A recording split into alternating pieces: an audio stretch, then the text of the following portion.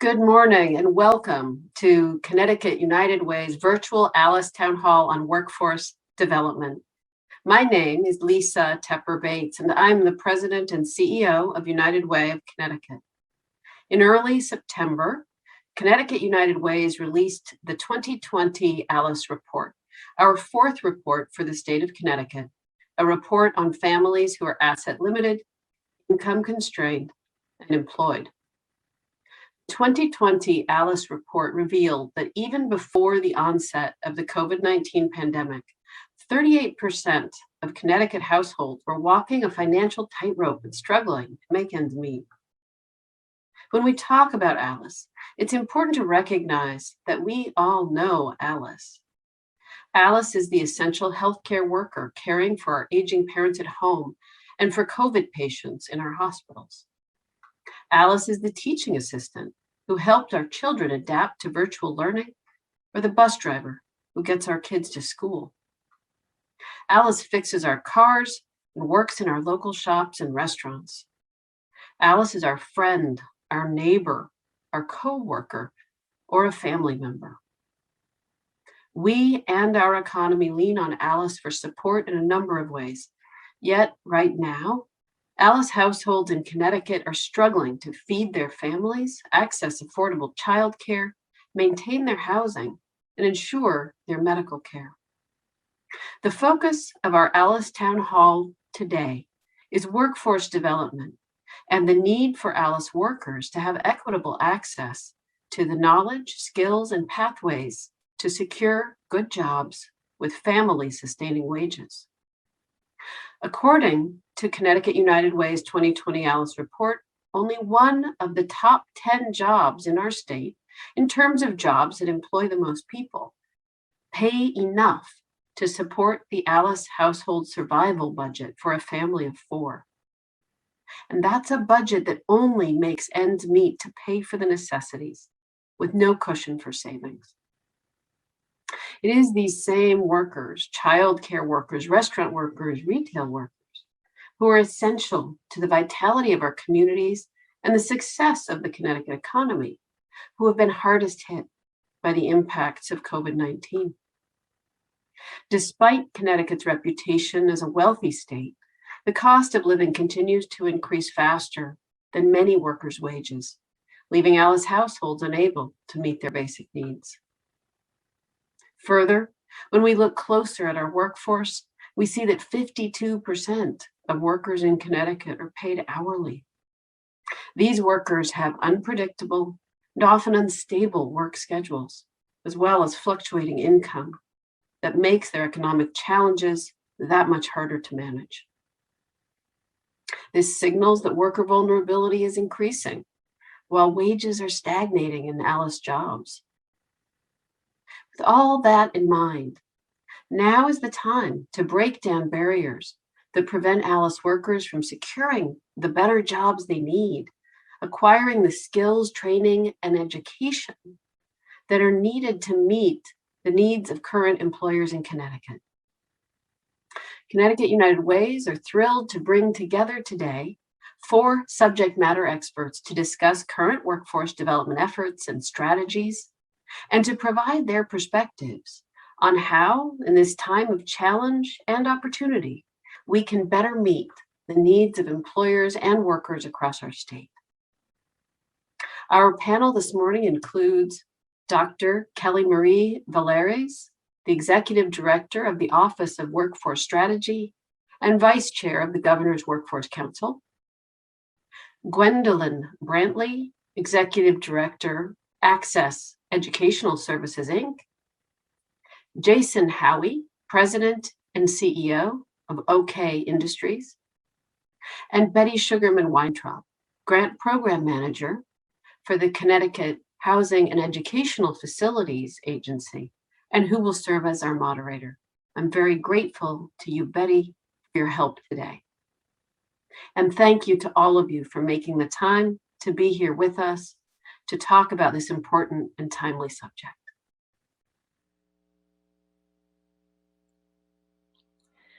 Good morning. My name is Betty Sugarman Weintraub, and I'm the Grant Program Manager at SHIFA, the Connecticut Health and Educational Facilities Authority. It's my honor to be the moderator for this morning's program. Once again, I'd like to give a quick shout out to our terrific panel, which includes Dr. Kelly Marie Valeries, Executive Director of the Connecticut Office of Workforce Strategies, and the Vice Chair of the Governor's Workforce Council, Gwendolyn Howie, who is the Executive Director of Access Educational Services, and Jason Howie, the President and CEO of OK Industries. Welcome to all of our panelists. And thank you so much for leading today's conversation on an important trend in the 2020 ALICE report, Workforce Development. And thank you to all of you who have joined us today. I'd like to ask you, if you'd like, you can interact with one another over the chat function, as well as you can put questions and answers into the chat function, which we will answer later. You may hear us talk about ALICE, which Lisa talked about earlier. And it's not just an acronym, which United Ways coined, which stands for Asset Limited, Income Constrained, and Employed. It's about all of those families, all of those households that are working hard and often taking multiple jobs and struggling, though, to make ends meet. They have to make difficult decisions every day as they balance their household budgets. The ALICE report is a financial hardship study, and it's released by Connecticut United Ways every 2 years. I encourage you to visit alice.ctunitedway.org to download a copy of this year's report. According to the ALICE report, statewide, 38% of families fall below the ALICE threshold. That's nearly 4 out of every 10 households. Workforce development is a significant trend in the 2020 Connecticut United Way ALICE report.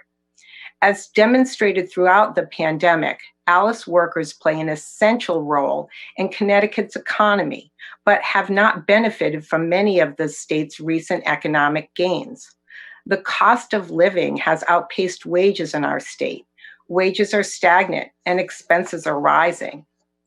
There's growth of lower wage jobs, minimal increases in wages, and more fluctuations in job hours, schedules, and benefits that make it difficult for ALICE families to budget and plan. 67% of adults are active in the labor force, yet more than half of them are paid hourly, which implicates lower wages, fewer benefits, and less stability. Also, it's predicted that economic growth will be led by non-traditional work and small businesses of the gig economy. These arrangements are more volatile than traditional salary jobs, and workers bear the brunt of obstacles. Financial instability will mean additional costs for ALICE households. Skimping on essentials from food to healthcare leads to greater long-term problems. And while these are not new issues, they have only been exacerbated with the onset of the COVID-19 pandemic. So let's start hearing from our panelists. Let's learn more about workforce development from our esteemed group. Jason, we'll start with you.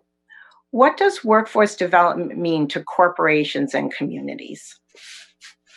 So workforce development, more than anything else, is the key component for economic growth and development. And you cannot, if you don't have that, you really don't have economic development. So it's about the alignment of the community and with the training programs and growth programs for individuals, and have them in alignment with corporations. At OK Industries, we have a strategy called the OK Way, and we have 5 pillars. And the first pillar is talent management. It's about how do we recruit, hire, onboard, train, develop, and grow employees.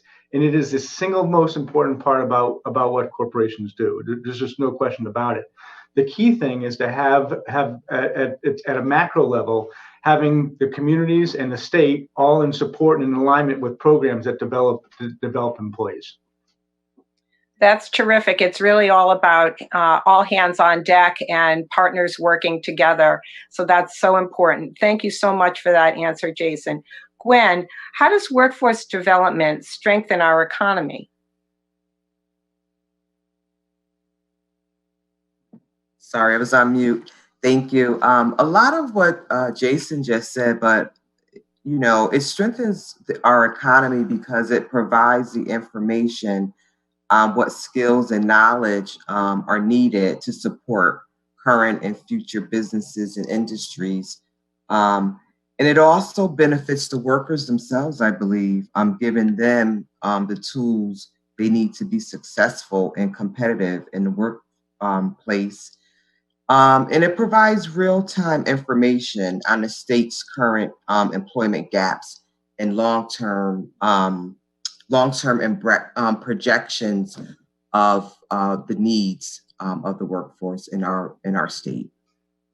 So I think what we're going to be hearing some similar trends coming from our panelists about the importance of cross-sector collaborations with different sectors, nonprofits, working with the state, working with business, all coming together to provide for our workers in our economy in our state.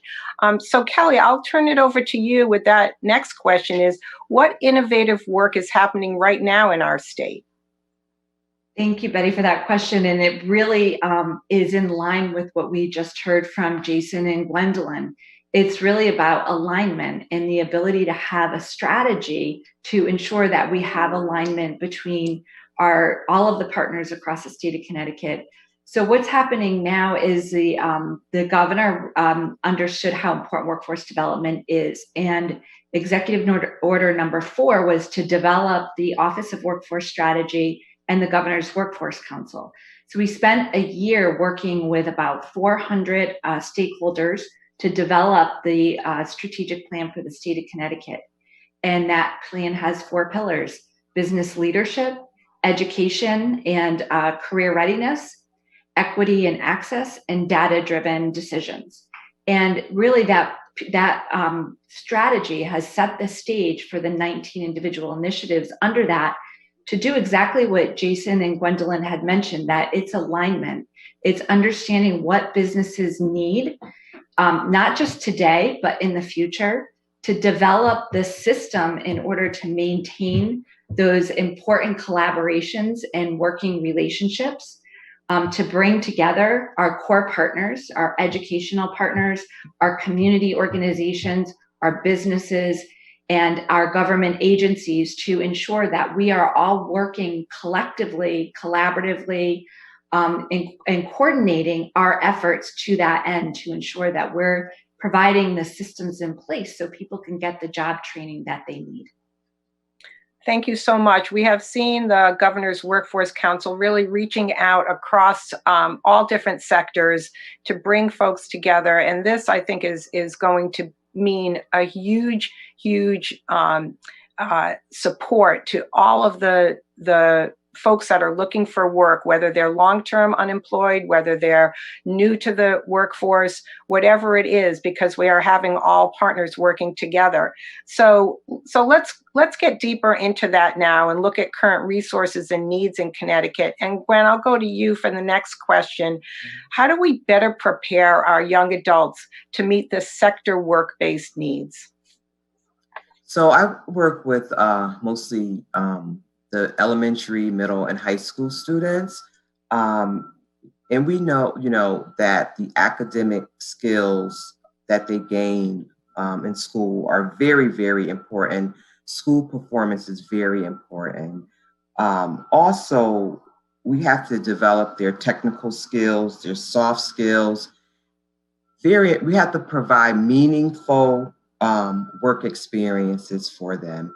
And I believe that's done through project-based learning, giving them projects that is directly related to what is happening inside a corporate building or at a nonprofit. I strongly believe in a lot of the work we do is competitions. So we put students through like a year-long project where they get to, learn together, think critically together, work on a project together, and then be able to present that project to their peers and adults to get feedback. So in addition to, academic, soft skills are, very important as well. That's terrific, Gwen. I think that the early exposure to working in teams and Yes. the early exposure to the importance of the eye contact and the handshake and all of those soft skills that are so important in the workforce, providing that early exposure in starting in elementary school and walking right through makes a huge difference. If we are in need of engineers in this state, if students do not know and find out about pre-engineering and skills that engineers need, if they never hear about it, then they're not going to know what it is to be an engineer. So I think what you're talking about is that early exposure, and that's terrific. Yes, absolutely. Kelly, so let's build on that. What is being done to ensure that we can have an equitable and comprehensive approach to retraining and reemployment for workers displaced by COVID-19, or also those that were not working when COVID-19 hit? So we know that there were 3.5% there was 3.5% unemployment in the state before COVID-19 hit, and the folks that have many barriers to employment. So can you fill us in on what the state is doing right now? Yes, absolutely. And I just wanted to make one comment regarding Gwendolyn's comments is workforce development starts in kindergarten. And to your point, everything you said is exactly spot on, right? So we need to make sure that our kids are exposed early on. They have career exploration opportunities in middle school and then get on a pathway to learning credentialed programs that are needed in the workforce in high school. And that will really help build the pathway long-term. But as Betty mentioned, we have an immediate crisis, and we need to make sure that we are developing programming that meets the needs of people who need upskilling and reskilling due to COVID.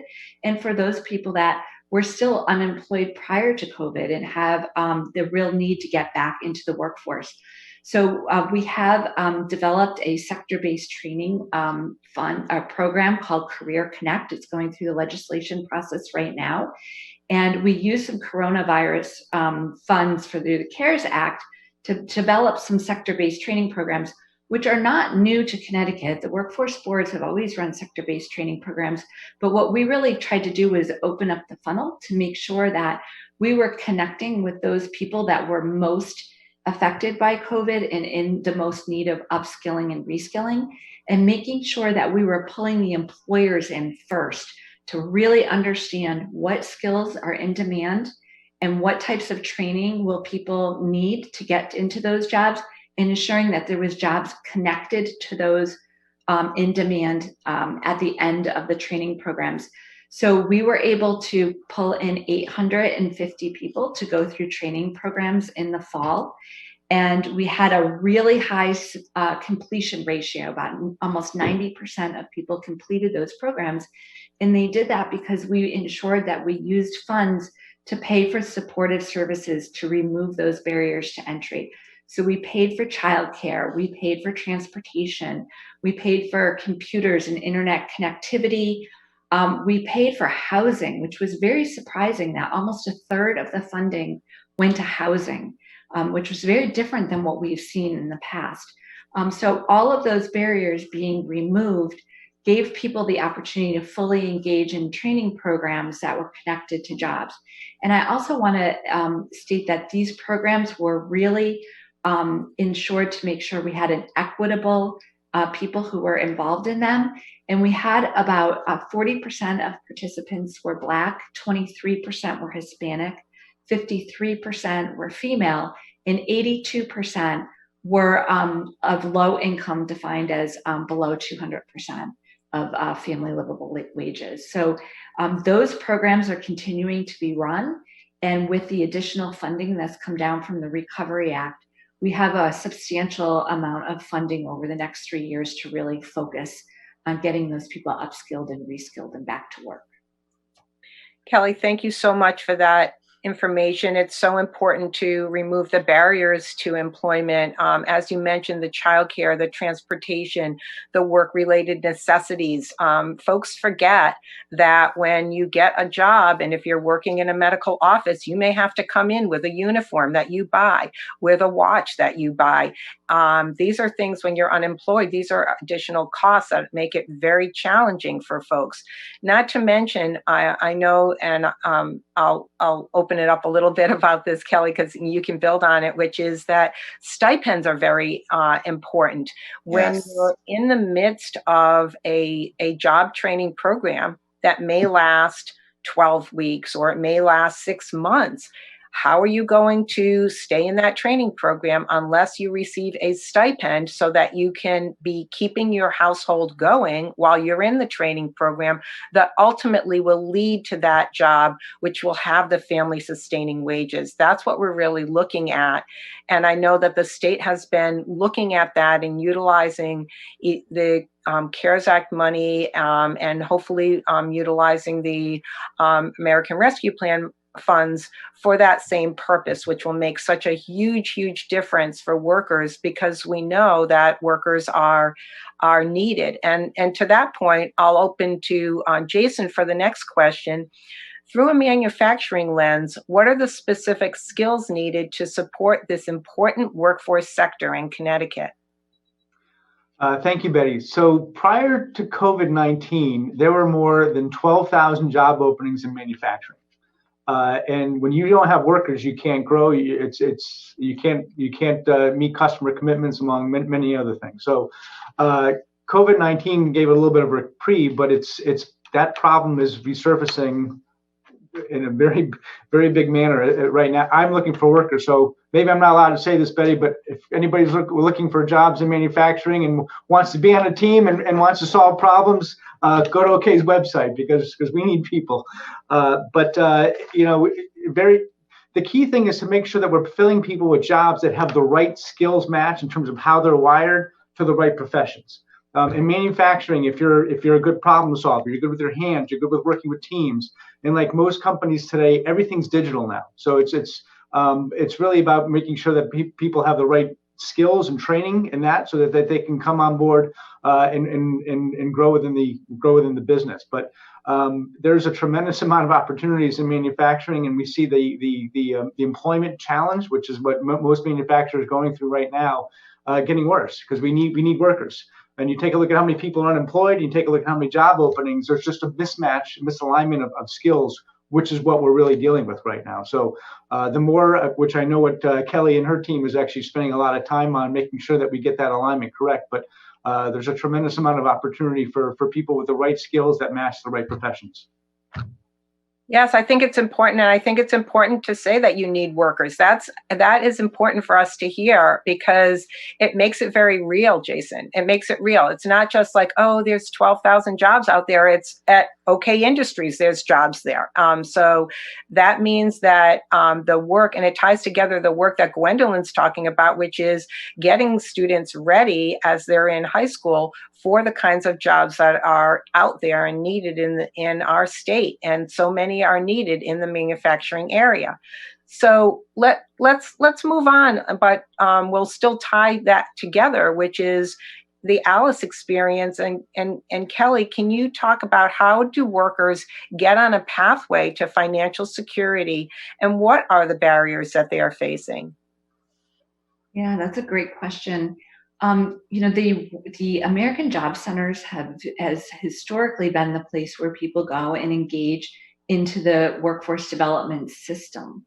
And we want to add a link to that and ensure that our community organizations who really work with a lot of Alice people have that opportunity to understand how to link the people into the job centers and into the workforce system. So that connection is really important.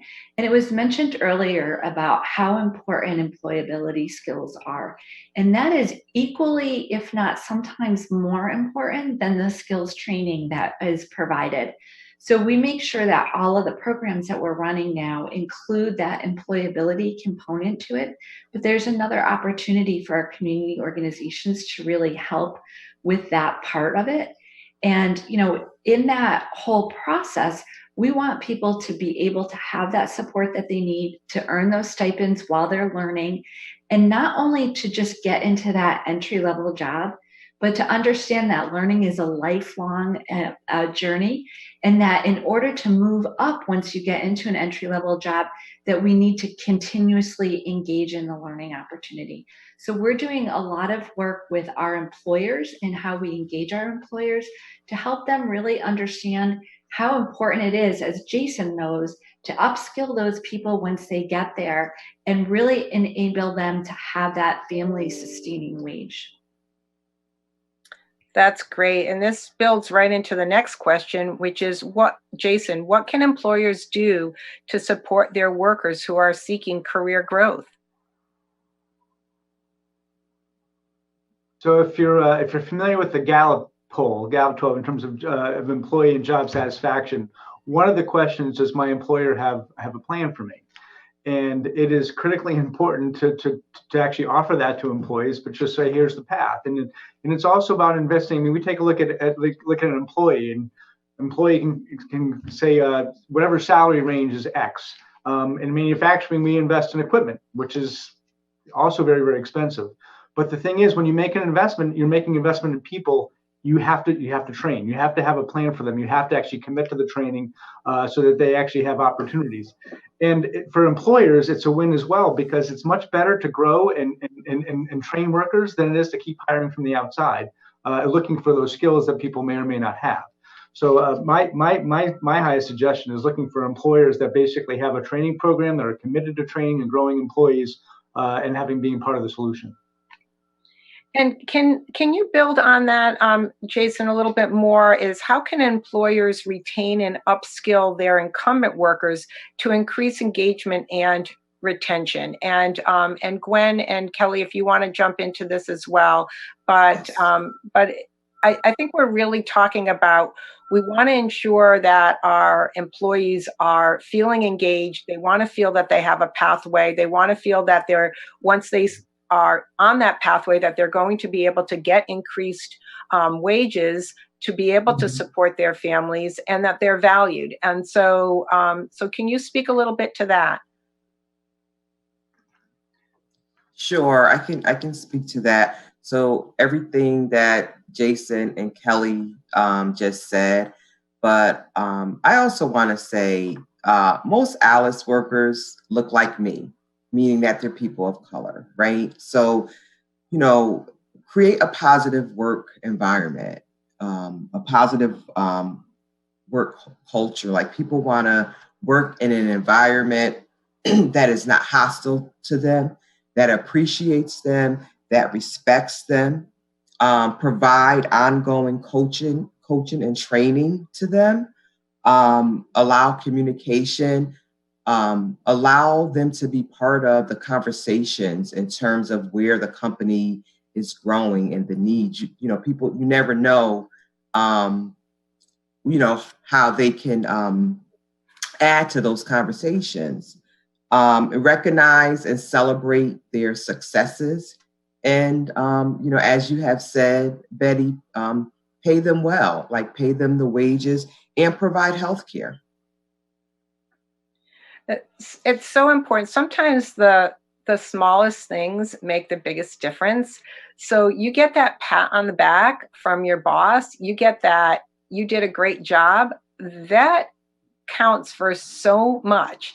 Folks don't realize it, and I think it gets lost, that the importance of those small gestures, that small, if there's an ability for a bonus, that small bonus, that is a shot in the arm for folks to feel that they're valued, and you want to be appreciated. Like Gwen said, you want to be appreciated, you want to be thanked, and it's lost on business. I have to say, it's lost. It just gets lost. It's just expected. Well, you do your job. You're supposed to do that job. And I don't think that that's really true. If you talk to people, they want to be valued. They want their bosses to give them that little note on their desk if they've done a great job. Hey, great job yesterday, or something like that. it goes so far, and it's such a small gesture, but it means so much. Jason, I'll turn it to you. I couldn't agree more, and I think Gwendolyn hit the nail on the head. I mean, culture is absolutely critical, and also embracing that diversity, and embracing. I mean, you take a look. Do I feel valued and cared for? If you don't have that, you have nothing. So that is, I think Gwendolyn's absolutely right. And you take a look at a recent Forbes poll about in terms of those corporations that actually embrace diversity. Though they're infinitely more profitable, infinitely grow sales more, they have much higher employee retention. Just about every possible metric is much higher for those that actually do exactly what Gwendolyn said. So completely in agreement with her. That's it. It's so true. Like I said, so true. Kelly, did you want to weigh in on that? Yeah, absolutely. So we're engaging a lot of employers across the state of Connecticut, and they really echo Jason's response to this in that we need to make sure that we're not just providing jobs, that we're providing quality jobs, and that we're looking at people a little bit differently in the fact that we need to start hiring based on skill, not on the number of degrees that you have and the number of years that you have worked. So many people are left out of the job market because they don't make it through that front gatekeeper pass of, I have a college degree and 4 years of experience. And employers are really starting to understand this now because they can't hire those people. We're not graduating graduates as we used to. And employers are starting to really understand that about 70% of the jobs currently and in the future will need some type of a credential. But that does not mean a college degree, right? So we're looking at the manufacturing short-term sector-based training programs that are run in Eastern Connecticut. We have the manufacturing pipeline program. It's 10 weeks. In other parts of the state, we have 2-semester certificate programs. The people that are completing those programs are making more money than the people who are completing an associate's degree with an engineering degree. And they're short-term, and we need to support them through those training programs. And we know if they've made the commitment to do that, then they're going to be really valuable employees in the future. And ensuring that companies have that pathway and they're working with their human resources department to understand how important that is. And then that incumbent worker piece is so vital. The Manufacturing Innovation Fund, which is hopefully going to be refunded in the legislative process this year, had an incumbent worker training fund for manufacturing companies. And that fund is so well utilized, it's a 50% match. And companies would get together as a group and say, we have 20 employees amongst us who need blueprint reading classes. So they'd run a blueprint reading class, and instead of the employer having to pay $10,000 for the class or $5,000, they would pay just for the 1 or 2 or 3 employees that they sent. And these companies do this over and over again, and they use it as a way to upskill. And the other thing the state of Connecticut has done is we've provided a platform called 180 Skills. It's a manufacturing platform. And we're providing that to companies at no cost. There's over 700 modulars and training in there. And so we're encouraging companies to contact CCAT. It's the Rev Up program, and ask for some licenses for your employees and utilize that free training. That incumbent worker piece is just so vital. Thank you, Kelly. And talking about 180 Skills, there's also the Skill Up Connecticut platform, which is an online platform. And Chifa was happy to be able to support this with some grant funds that we had given to the workforce investment boards. And this platform does offer everything from skills on Excel or other access, but also gives soft skills training, right? So some of those programs, which I believe there's like thousands of programs that you can choose from on Skill Up Connecticut. If you are unemployed, this is a resource that can be great for folks to be able to do some training on their own, while they're home and while they're looking for work, and then they can utilize that when they go into an interview. They can say that they have already completed those types of programs. So that is available, and something that, along with the 180 skills, which is more sector based, can be a huge incentive for folks to be able to get some training while they're unemployed.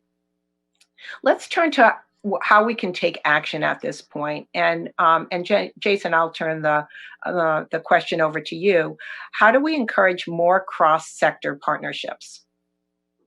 I'm sure Kelly's going to talk a lot about the great stuff that her organization is doing, but I actually think that this is a place where really businesses can play a key leadership role.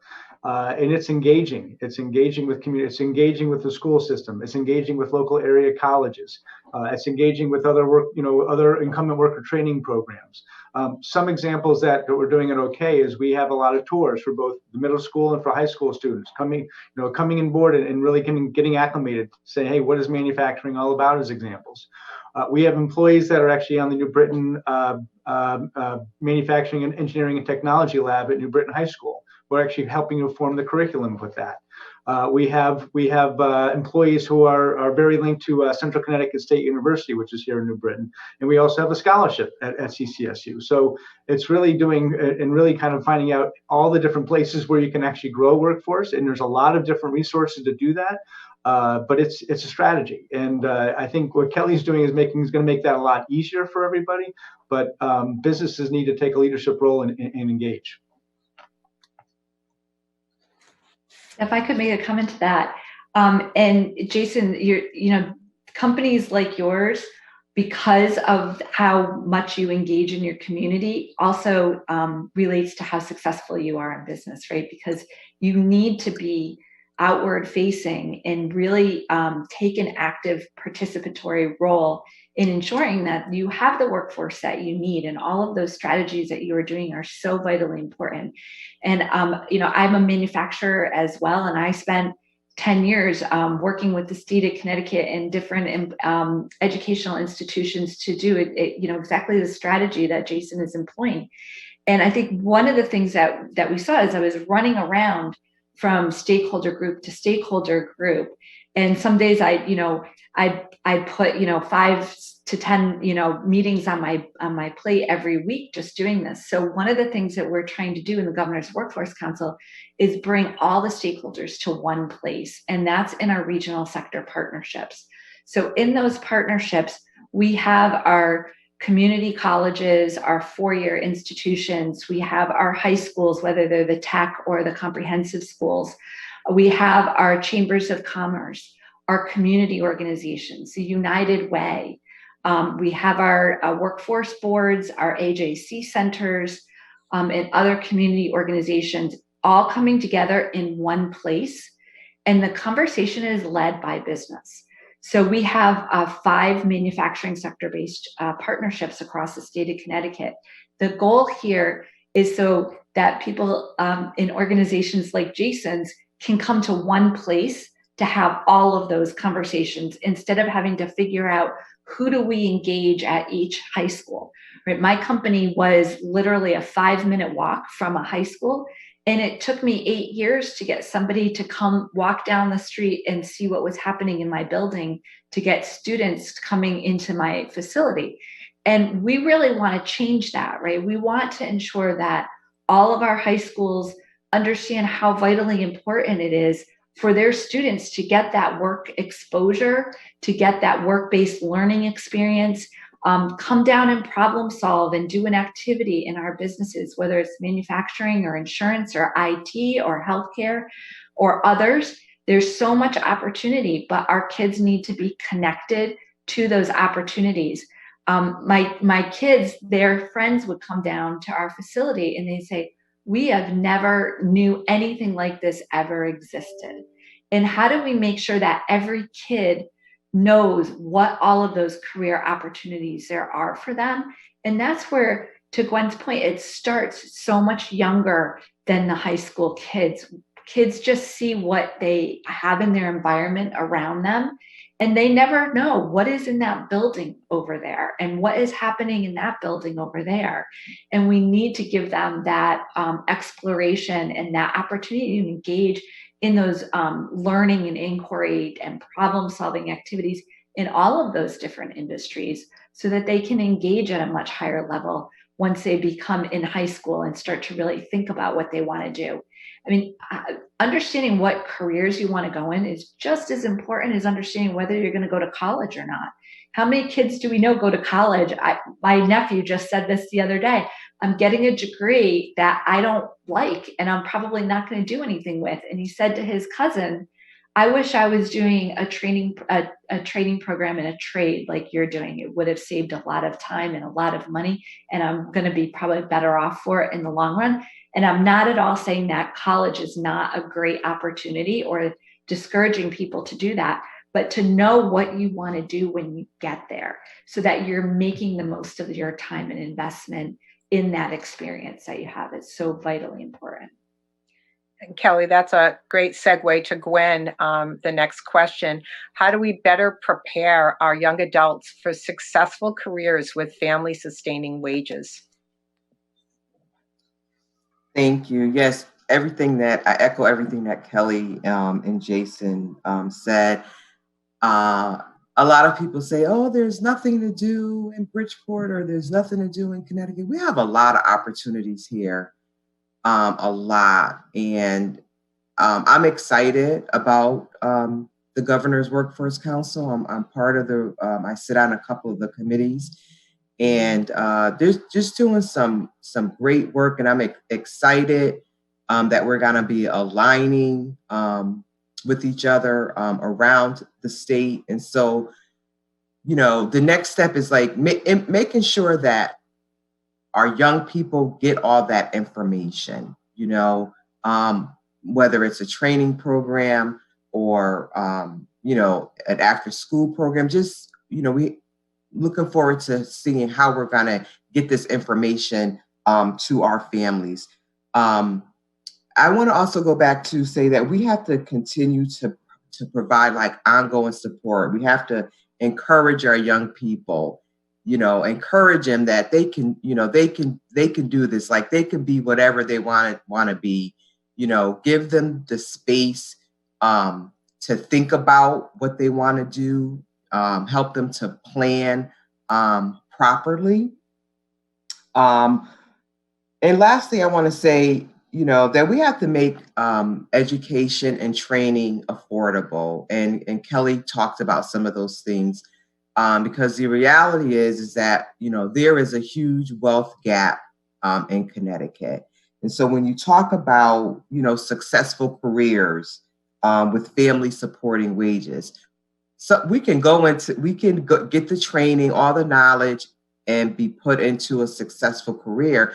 But if we're straddled with student loan debt and, all this debt, then it's not equitable. It's not equal, right? So, we have to think about changing laws, in terms of the student loan burden. That is huge right now.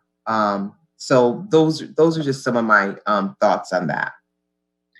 Yeah, and that's so important to bring that up, because we know that affordability for training classes and for school is so important. We know it's top of mind, obviously, in the administration and the federal government, but it's also and Governor Lamont is also talking about that and has been talking about that. So, Kelly, let's build on what Gwen said and talk a little bit about that. And also, what are the top 3 strategies that the Governor's Workforce Council recommends to meet worker and employer needs? Yeah. Geez, there's just so much information here to go over. I try to think about where to start. I'll build off a little bit about what Gwen said. Information to families is a foundation. So one of the strategies that we're doing in our data is to ensure that we build a platform in which is a single most entry place for people to understand what opportunities there are available to them, how to get into those opportunities, and how those opportunities are connected to jobs. So that portal will kind of be that intake portal. It'll do a career assessment of interest and skills. It will pull in information of all of the different training programs that are of high quality and cost, and then map them to career ladders and jobs that are in demand. So once that's completed, it's kind of naming it our Connecticut journey, right? It'll be available for students of all ages, for job seekers, for employers, for educators, and understanding that credentials of quality is really important. And the majority of our student debt in this country is from low quality programs that don't have the outcomes that are promised going into those programs, or people have too many barriers to complete those programs. And so that is just such a waste of funding. And we're hoping that this and working towards that this portal will really help connect in ensuring that all educational institutions report outcomes of their programs, which will be included in there.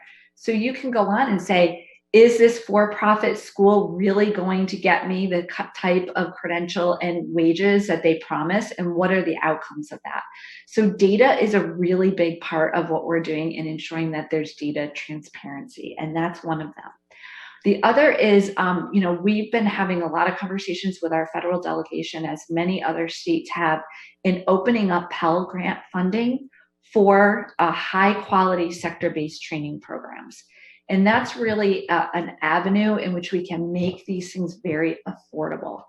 The other ability to make things affordable is there's these loan opportunities where students don't pay back their student loan until they get a job, and it's based on their wages in that job, and over a period of time the balance is forgiven. So those are things that we are working on in the state, and how we can help support affordability. But we also are pouring in a lot of funding into these sector-based training programs that are of no cost. And so over the course of the next 3 years, we had made a proposal for $103 million to go into training programs. And I'm really happy to say that the legislative process has expanded that and put into $155 million into their budget for training programs. And the majority of this will be sector-based training programs, but there will also be funding to support dual credit and career pathway programs in schools, and ensuring work-based learning opportunities and internships and pre-apprenticeships. So there's a comprehensive approach here. And Betty, when you asked about the 3 strategies, it's really hard to say 3, because I think what's so important about the governor's workforce strategy is that they're interconnected, right? So in order for the whole, we're really working towards a whole systems change to look at workforce as a comprehensive ecosystem. And you kind of need all those pieces and parts. But I would say for people who are really wanting to upskill and reskill, engage in your community organizations and in your AJC centers. And as we start building out additional sector-based training programs, take advantage of those free online courses that Betty spoke about with the Skill Up program and 180 Skills. Do career exploration. Look at the types of opportunities that are available and what are you interested in. If you do some of that pre-work, when these opportunities come up, the important thing is to engage in a training program that is meaningful to you and something that you enjoy doing, because you don't want just a job, right? We want a career, and we want to engage in a career ladder that is something that we take enjoyment out of, as well as a family sustaining wage. If you hate going to your job every day, you're probably not going to do it for a long time, right? So that part of it, I think, is really important for people listening today and wanting to get involved. And these programs are being released, and more will be released as the funding becomes available. And we're doing all the groundwork right now to ensure that we have high quality programming that meets many different emerging and existing sector demands. So that's a great answer. And we actually have time for just a couple of questions, but building right on that question is, what is the definition of a quality job? Kelly, do you want to take that? Yeah, I'm glad you said that. And actually, there was a definition that I wrote down, and I don't have it in my notes. But a quality job is something that, to Jason's point, you have a career ladder. You're working in an organization that values you and the work that you do, and recognizes that work and provides additional opportunities to upskill and move up the career ladder. And quality training programs are those that are really focused on what are the jobs that are in demand today and that are linked to employment, and have that supportive service element to it to help you overcome the barriers to entry. And I think employers also have to remember that people who are coming from these training programs, their barriers to entry and long-term success don't end the day that they walk in your door, but that they may have to build up some level of savings and opportunities to buy that car they need, or to put their child in a daycare situation that's close to them that they feel comfortable in. And so sometimes people need some additional supports as they get into those quality jobs. And those quality training programs really mimic that quality job component. And where can we find more information on Career Connect? Career Connect is just going through the legislative process right now, so we have to wait for the approval of that. But we do have Senate Bill 881 that is inclusive of all of the legislative components that we've been working on. And also in our Governor's Workforce Council strategic plan, there's a whole section on sector-based training, which will be called our Career Connect program. So those two places on our website and on the legislative website can be found. And Kelly, can you just tell us again what that website is, the link to the website? Sure. The CGA.gov is the website for the legislation, and our website is gwc.gov. Perfect. Okay, that's easy to remember. And then our last question is, career mismatch has been an ongoing conversation. Is there something we should be doing differently? Is that to me? I'll take a crack. I'll take a crack at that. Okay. I think that one of the most important things that we could be doing actually at the education level is connecting what they're learning to how it applies in the real world in a job. So as an example, people take trigonometry, like, why do I even need to know this? But I have a whole department of people that use it every single day. And so that I think linking the education with real world experience and how it ties in is one thing I would put a lot of emphasis on. And then the other piece I think is much more, and this is coming from the business side, is we have to invest much more in work-based learning in terms of where the businesses have a responsibility to bring in those students so they can see firsthand in terms of what the experiences are and what it's like to work in manufacturing and healthcare and insurance and IT. But the more that we can actually make those links and people can see, hey, we need to see this. You just heard Kelly Marie talk about her nephew. I see that all the time. So the more that we can get exposure to different what they're learning in terms of also how it applies to careers, I think it's a huge opportunity. That's great. I think that this has been such a rich conversation, and having to start to wrap things up is difficult, because I think we could listen to our esteemed group of panelists for hours, but this has been really great. And this really concludes the final part of our 4-part Connecticut United Ways Alice Town Hall series focusing on workforce development. Thank you once again to our panelists of Gwen, Kelly, Jason. You've been terrific, and you've really shared resources available for families looking for assistance, and continue to advocate for the success of every child and every family in Connecticut. And thank you to all of you who have tuned in today across the state. We know workforce development is top of mind as families navigate the economic consequences of the pandemic, and we hope you found today's discussion both informative and inspiring.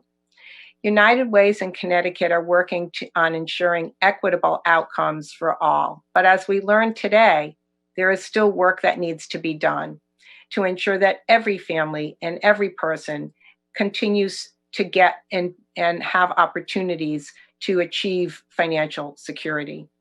If you or someone you know is searching for assistance, I encourage you to call United Way 211 or visit 211ct.org for quick access to resources. 211 is made available through a partnership of the state of Connecticut and Connecticut United Ways. If you or someone you know is interested in giving help, thank you in advance, and I encourage you to contact your local United Way. You can show your support for Alice households by giving to your local United Way. United Ways across the state are committed to ensuring every child, individual, and family has the opportunity to succeed. And this includes investing in programs, services, and initiatives related to workforce development, as well as COVID-19 response efforts. You can also get involved in virtual volunteer opportunities through the United Way in your community. We hope that you'll help spread the word about the 2020 ALICE report and the issues facing our state and communities. No one organization alone can solve the complex issues addressed in the report, but there's power in coming together like we did this morning. And that is just what local United Ways are doing all across our state. Stay safe and be well. Thank you. Have a great day. And don't forget to live united. Thanks again. Bye, everyone.